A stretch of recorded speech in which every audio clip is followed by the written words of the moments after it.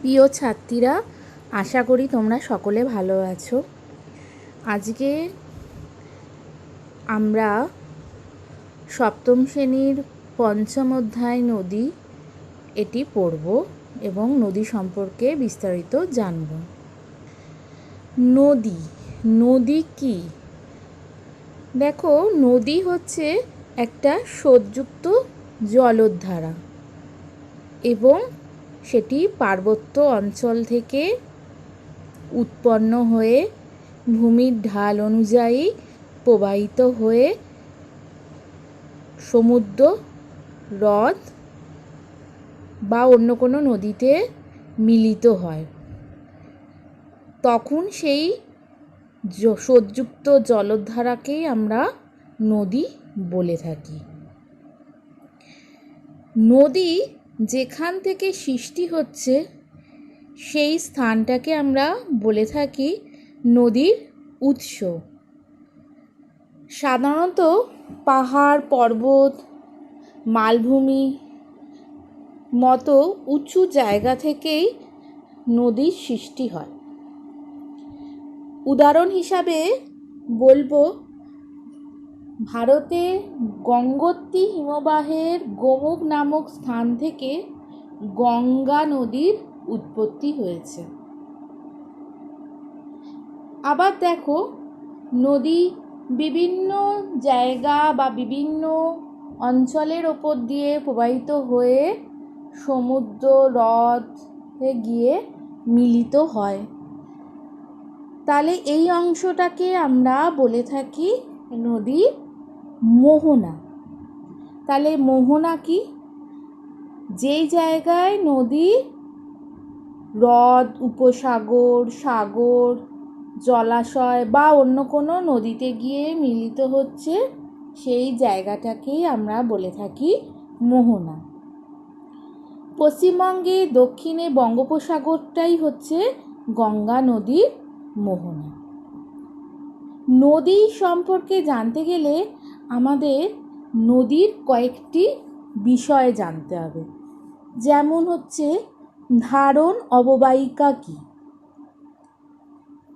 ধারণ অববাহিকা হচ্ছে নদী যে অঞ্চলের ওপর দিয়ে সমস্ত জলধারা নিয়ে বয়ে যাচ্ছে, সেই অঞ্চলটাই হচ্ছে নদীর ধারণ অববাহিকায়। আবার দেখো, জলবিভাজিকা সেটা কি? ধরো কোনো একটা বই, তোমাদের হাতের সামনে যে বইটা আছে সেই বইটাকে যদি আমি কোনো একটা পেজ খুলে সেই বইটাকে উঁচু করে টেবিলের ওপর এরকম পাহাড়ের মতো করে রাখি, তাহলে দেখো তার দুদিকে ঢালের সৃষ্টি হয়েছে এবং সেই ঢাল থেকে ওপরের অংশটায় যদি আমি জল ঢালি তাহলে সেই ঢাল বরাবর গড়িয়ে সেটা চলে যাবে।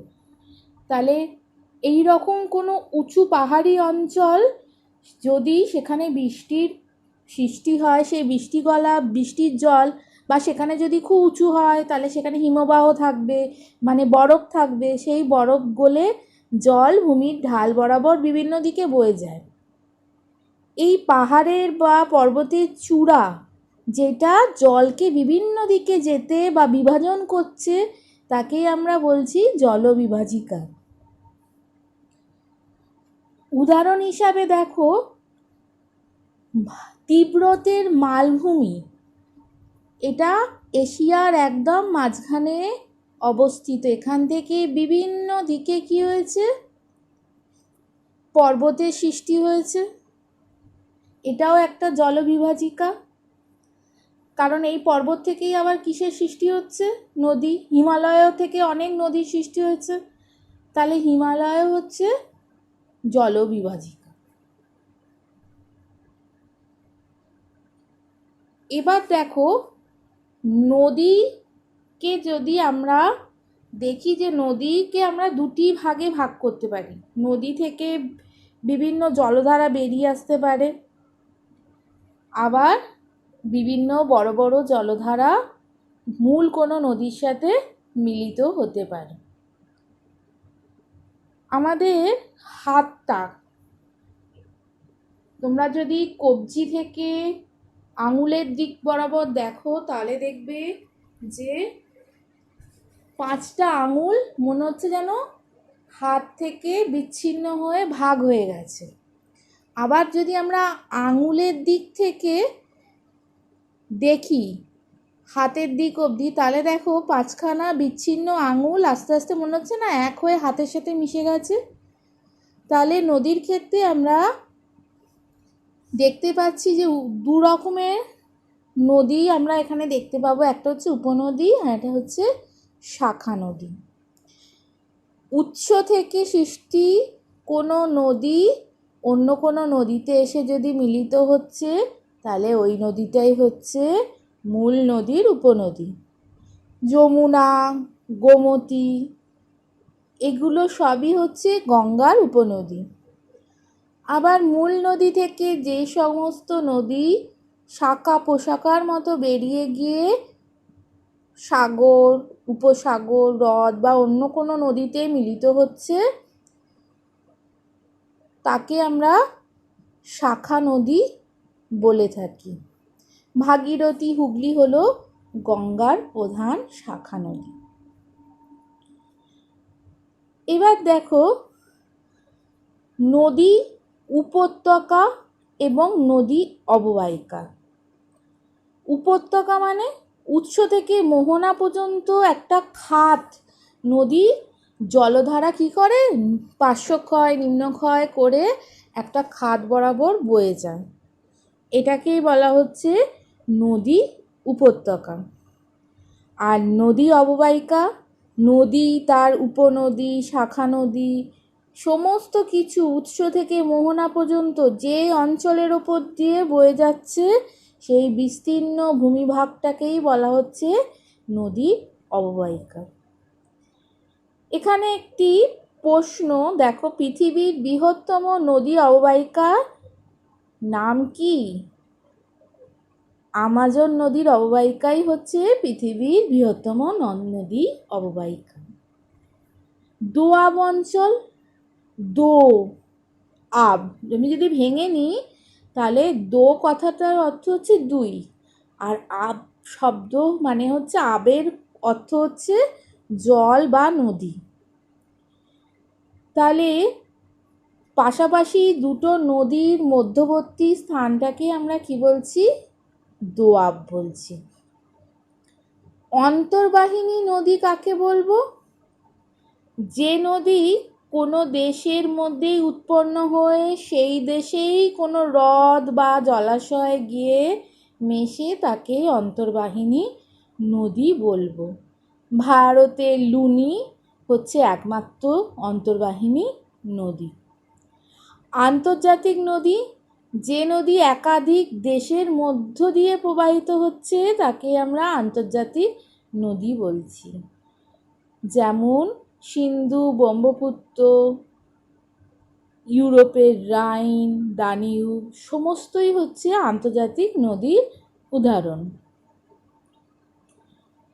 এবার দেখো নদীতে সারা বছর জল থাকবে না বছরে একটি নির্দিষ্ট সময় জল থাকবে, বাদবাকি সময় নদীর জল কম হবে বা শুকিয়ে যাবে, তার উপর নির্ভর করে আমরা নদীকে দুটি প্রকারভাগ বা দুটি ভাগ দেখতে পাচ্ছি।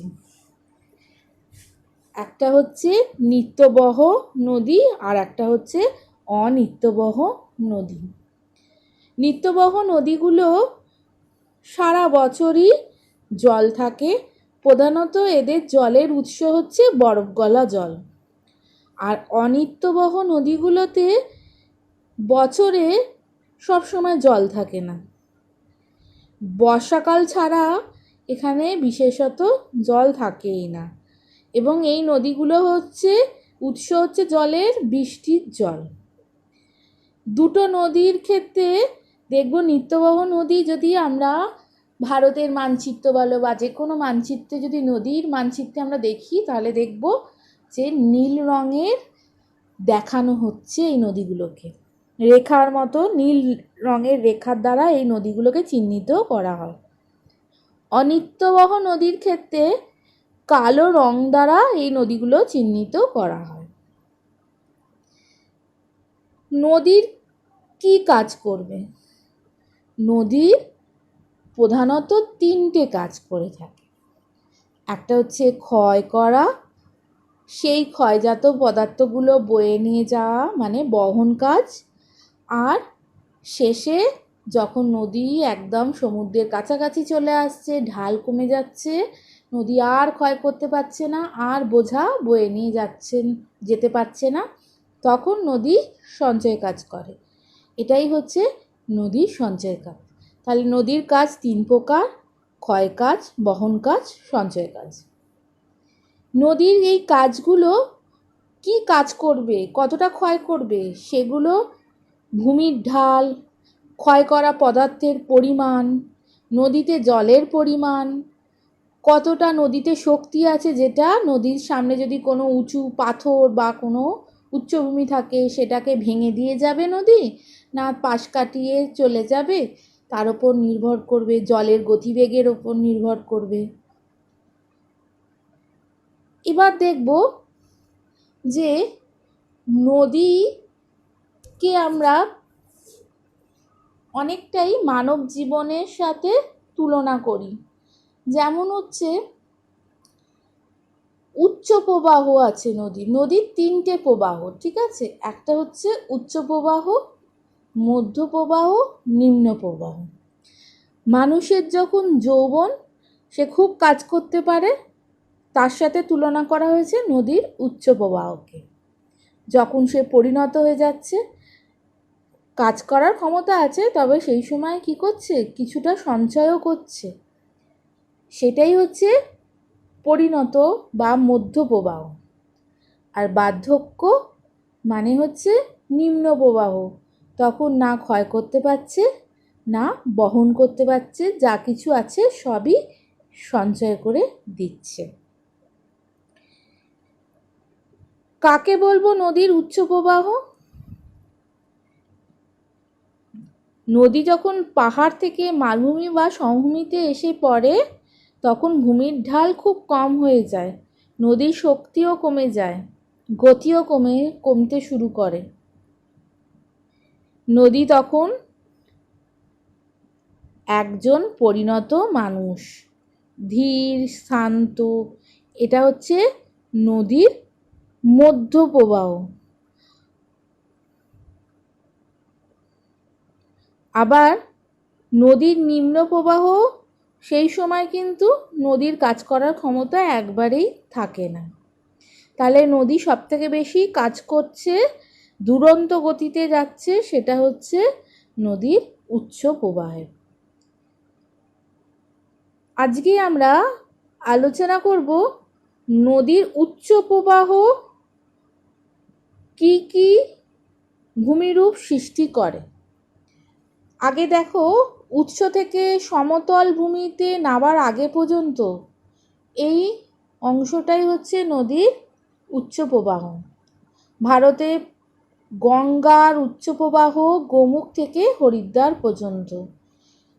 প্রধান কাজ কি না, এই সময় নদীর প্রধান কাজ হচ্ছে ক্ষয় করা এবং বড় বড় পাথরগুলোকে ভেঙে টুকরো করে ভাসিয়ে না এগিয়ে নিয়ে চলা। এই সময় নদী তিনটে ক্ষয়কার্যের ফলে তিনটে প্রধান ভূমিরূপের সৃষ্টি হতে পারে। একটা হচ্ছে গিরিখাত, দেখতে অনেকটা ইংরাজির ভি অক্ষরের মতো। উচ্চ প্রবাহে নদী কি করছে, পার্বত্য অঞ্চলের মধ্যে দিয়ে যখন প্রবাহিত হচ্ছে, পার্শ্বক্ষয় এবং নিম্নক্ষয়, পাশের দিকে নিচের দিকে ক্ষয় করে নদী বসে যাচ্ছে, এবং তার ফলে এই উপত্যকাটা দেখতে ভিয়ের মতো হচ্ছে, একে গিরিখাত বলছে। আর একটি আছে নদীর ভূমিরূপ, সেটা হচ্ছে ক্যানিয়ন। এক্ষেত্রে শুষ্ক অঞ্চল, যেখানে বৃষ্টি হয় না, সেই সকল অঞ্চলে নদী কোনো পার্শ্বক্ষয় আমরা দেখতে পাই না, তার ফলে নদীর যে ক্ষয়টা করছে সেটা হচ্ছে নিম্নক্ষয়। ফলে নদী গভীরভাবে নিচের দিকে বসে যাচ্ছে এবং গিরিখাতগুলোকে দেখতে অনেকটা আই আকৃতির, একেই আমরা ক্যানিয়ন বলছি। তৃতীয় যে ভূমিরূপ আমরা দেখতে পাবো সেটা হচ্ছে জলপ্রপাত। নদী যখন বয়ে যাচ্ছে তখন নদীর বয়ে যাওয়ার পথে কোমল শিলা, কঠিন শিলা, দু রকমের শিলাই থাকে। এই দু রকমের শিলা যদি আনুভূমিকভাবে থাকে তাহলে নরম পাথরকে কি করবে? বেশি ক্ষয় করবে, আর শক্ত পাথরগুটা ক্ষয় কম হবে। ফলে নরম পাথরের মধ্যে ধাপের সৃষ্টি করবে, নদী ঝাঁপ দিয়ে শক্ত পাথরের ওপর দিয়ে নিচে পড়ে যাবে এবং জলপ্রপাতের সৃষ্টি করবে। উদাহরণ হিসাবে পশ্চিমঘাট পর্বতের দেখো যোগ জলপ্রপাত। আজকে তাহলে আমরা আলোচনা করলাম নদী কি, নদী কত রকমের, নদী উপনদী কি, শাখা নদী কি,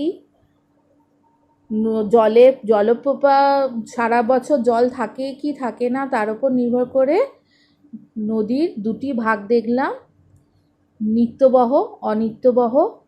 নদী কি কি কাজ করছে, নদীর গতি কয় প্রকার, কি কি, উচ্চ গতিতে নদী কি কি ধরনের ভূমিরূপ সৃষ্টি করছে।